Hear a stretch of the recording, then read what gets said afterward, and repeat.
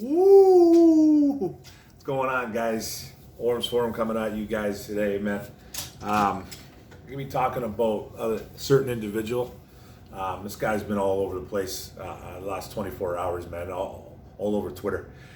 Eric Ebron. Everybody knows who Eric Ebron is, right? Everybody knows who Mr. Fumbleitis is, right? Mr. Stonehands, Eric Ebron. Okay, I'll do a little history on Eric Ebron, man. This is the guy that we drafted 10th overall, 2014 out of North Carolina, Chapel Hill, baby. Chapel Hill, ooh, there you go. This is a guy that had 11 touchdowns in 4 years for the Detroit Lions, okay? Now, his receptions kind of went up every year that he was a Lion. 2014, 25 receptions with 248 yards.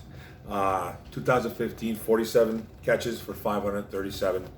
Then he went 61 catches in 2016 for 711 yards. And then his fourth year as a Detroit Lion in his last, 53 catches for 574 yards. I think his best year he had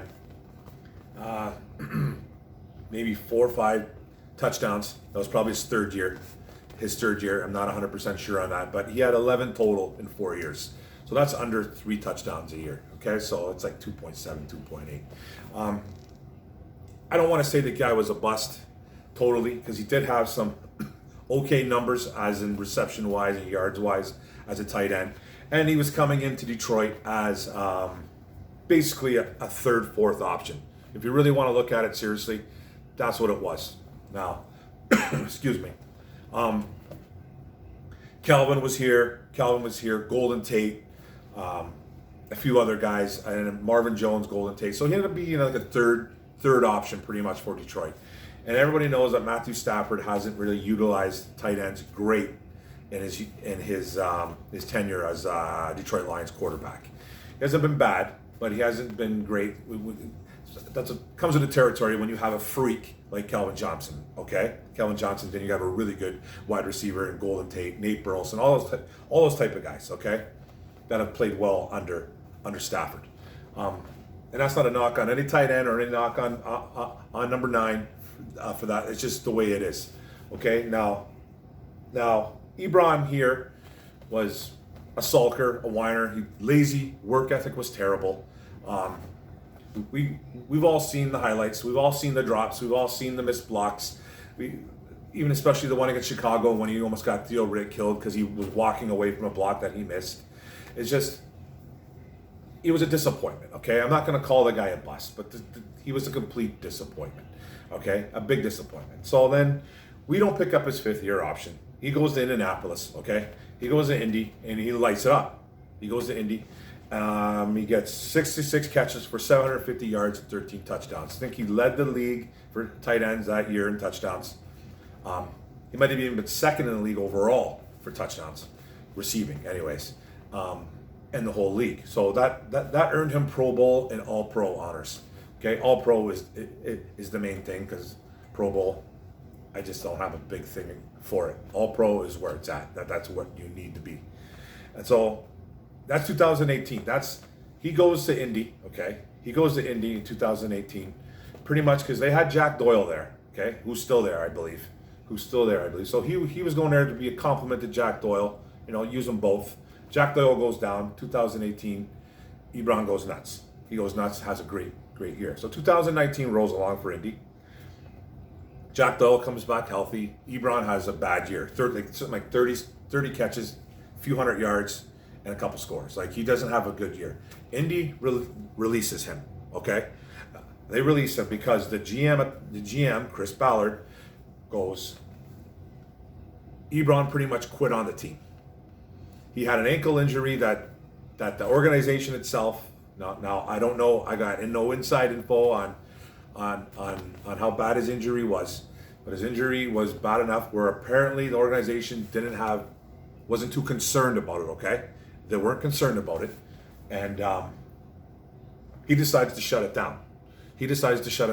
Which, whatever, man, whatever. So, but the GM thinks, Chris Ballard thinks that he quit on the team and it was all about him and just decided to pack it in.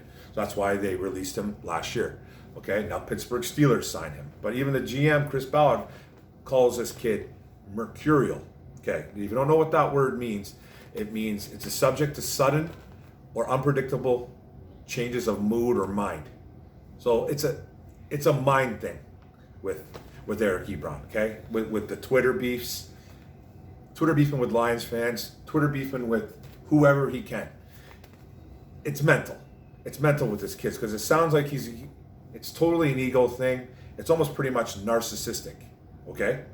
He can't take any responsibility for his actions and he blames others for his weaknesses or shortcomings. He just can't take any responsibility. He can't. He never has. He never really has. So then it just goes on. Pittsburgh signs him. Pittsburgh signs this guy to a 2-year, $12 million deal. So we got $6 million a year. Good luck in Pittsburgh with that. I just want to know why this guy can't stop beefing with Lions fans. Okay, now I think this all started maybe about a day and a half ago. Twitter came up with a poll. There's a poll. Did we give up too early on Ebron? So Ebron responds, "You should have released me sooner." With that emoji and the laughing emoji, all that stuff. He's the emoji king. He's a 12-year-old in a 27-year-old body. You know, he's a 12-year-old mindset in a 27-year-old man's body. That's what he's all about, man. It's just he's a kid. He's a child. He acts like a child. So that sets off a little bit of stuff. So that sets off stuff with Lions fans. And then there's another tweet with a guy saying pretty much that Stafford's had 3 first-round tight ends has failed with all of them. So it's a shot at Stafford. Ebron likes the tweet. So he's talking about Pettigrew. And like Pettigrew, if anybody knows who Brandon Pettigrew was, okay, he was a blocking tight end in college for Oklahoma State. That's what he was. He was a blocking tight end. I remember when they even drafted him, they called him the second, pretty much another left tackle. That's how good of a blocking tight end he was supposed to be. They called him pretty much a left tackle in a tight end body. So he went on in Detroit, him and Stafford had a decent connection. He was no stud. He never went off. So the fail part with that, whatever. I think Pettigrew ended up having some injuries and stuff like that. So then the second guy he's talking about was Ebron. Ebron did have crazy bad years in Detroit. Dropped a lot of easy balls.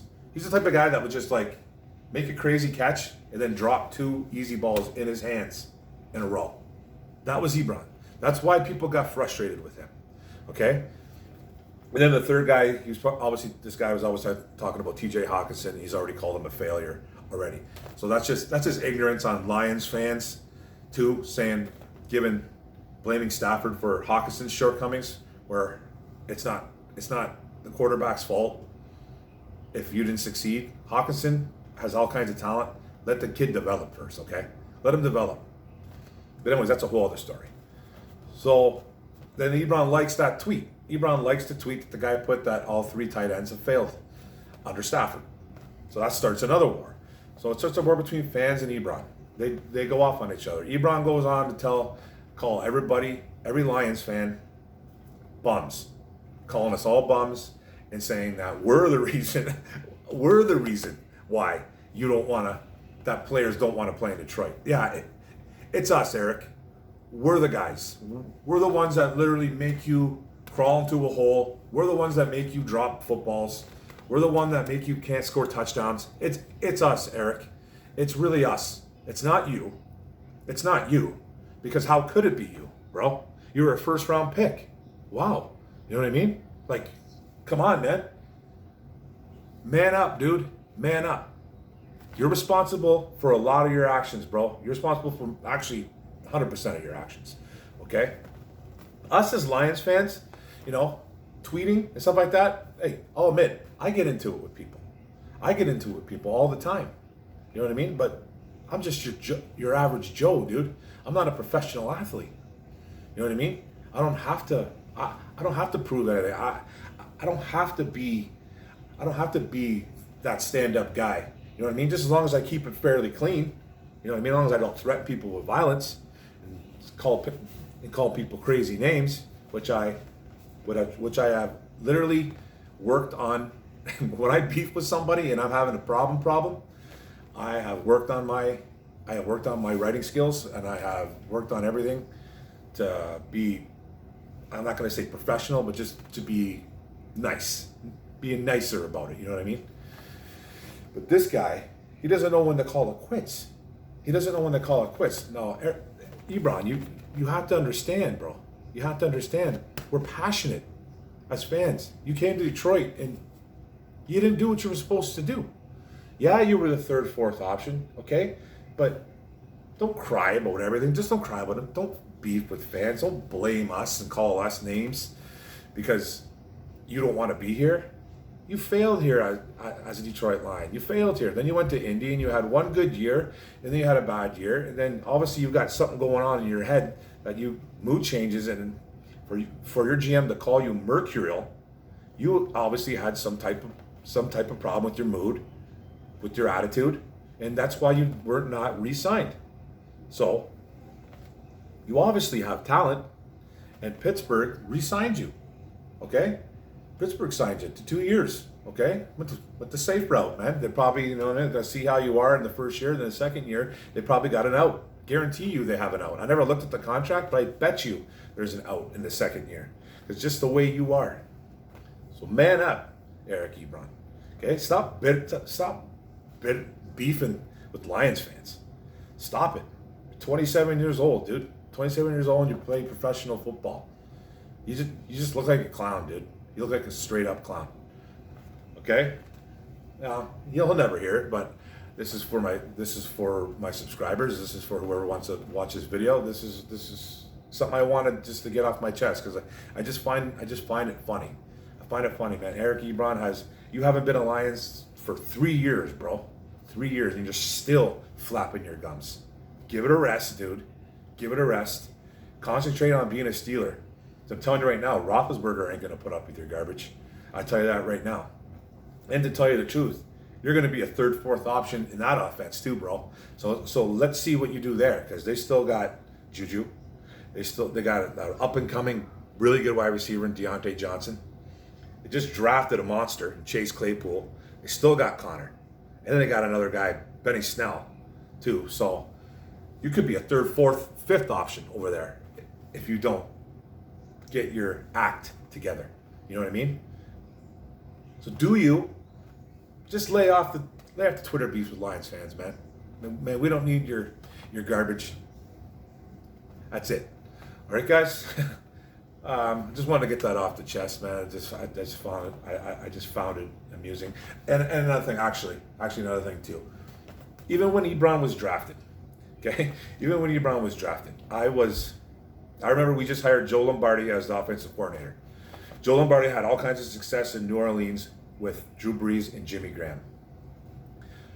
So I remember back in the day, I remember getting into arguments with this because I was actually backing up Eric Ebron, where we actually passed on guys like Odell Beckham Jr. and we passed on Aaron Donald. Oh boy, okay. But at the time, I thought Sue was coming back. Sue was actually telling the organization that he was coming back. Sue was telling that. So that's why I think they didn't grab Aaron Donald. But still, obviously, it's a bad pick, picking Ebron over Aaron Donald. But when they brought in Joe Lombardi had all kinds of success with Brees and Jimmy Graham. So I thought they were trying to run the offense through the tight end, which I didn't quite understand because we still had Calvin. We had guys coming in like Golden Tate. Marvin Jones eventually came in, I think the year after. He came in 2015, I think Marvin Jones came. But I was trying to being a Lions fan, I was literally trying to what's the word I'm looking for? I was trying to understand the pick. I was trying to explain it to people on why they made the pick. I was like, maybe they're trying to run their offense through Ebron. Maybe they know that Calvin's going to be Calvin Johnson's not going to be around too much longer, and a couple years later he retires, Calvin. So it was like maybe they're trying to do something special with Ebron eventually. You know what I mean? It just never panned out. It never panned out like that. I looked silly in trying to explain it, but that's just the Lions fan in me. I was trying to understand the pick. I'll tell you the truth. I didn't know a whole hell of a lot about Aaron Donald coming out. I really didn't. I wanted. Who did I want in that draft? I want to say Khalil Mack, but he got picked earlier. But I was okay if they would have took OBJ, Odell Beckham, but they never did. And I think OBJ, I forget where he went. Anyways, in the draft, it was after 10 though, I believe. So we passed on a couple players, right? We passed on a couple players. Aaron Donald was the big player, but I was just trying to, you know what I mean. But the bottom line is, man, I just don't understand these millionaire athletes, especially a guy like Eric Ebron. You got the world by the nuts, and you're still Twitter beefing with Lions fans, but you haven't been a Lions fan, a Lions player for 3 years. Get over yourself, bro. Get over yourself, man. Get your head right, man. All right? I don't know. I just wanted to get that out there, guys. Make a little bit of a different video. So, all right, guys, don't forget to hit the subscribe, hit the notification, get those bell, get all the videos that I got coming out, man. Make sure you press all on the notification bell and like the videos. It's all good, guys. All right, stay safe. Boom.